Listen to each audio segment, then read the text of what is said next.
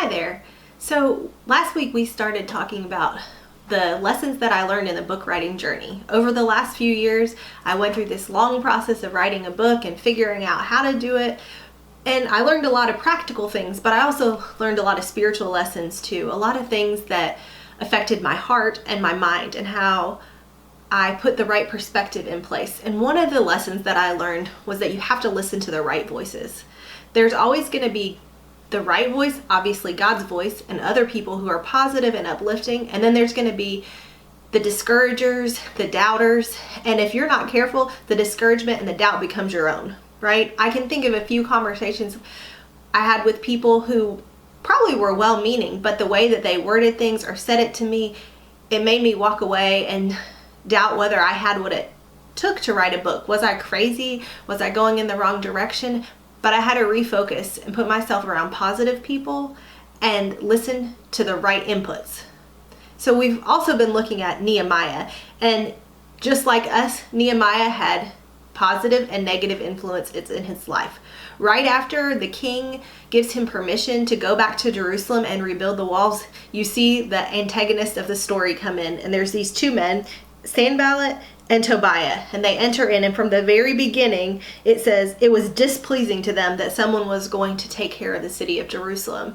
And all throughout Nehemiah's journey, you see these two men come at every angle to try to discourage him and tear him down.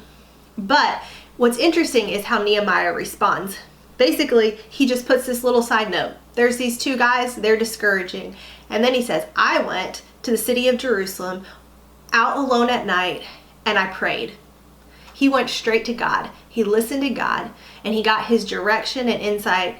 And when he had that, that's when he went to the people of Jerusalem and he gathered them together and he said, you know what a bad situation we're in right now. And then he says, come, let us rebuild the wall of Jerusalem so that we will no longer be a reproach. Do you see how that happened in his life? He started with the most important voice, God's voice. Then he shared this vision and the people rallied around him. He found a group of people who were of the same mind, the same heart as him, and that's who he spent his time with. He didn't pay attention to the discouraging men over here who only had negative things to say. Now, the truth is, if we want to go somewhere, we want to do something, no matter how big or how small it is, we have to have the right inputs into our life. You have to listen to the right people. First, you need to be in the Word of God. You have to be praying. You have to listen to His voice. And then you need to find people who will stand with you and encourage you and walk with you along the way. Who are those people for you? If you don't know who they are, take time to find out, because I have no doubt that just like God has put amazing people in my life that have been my cheerleaders along the way, God has those same amazing people for you. So don't be discouraged by the people who doubt, but instead listen to the right voices and keep on the vision that God's giving you.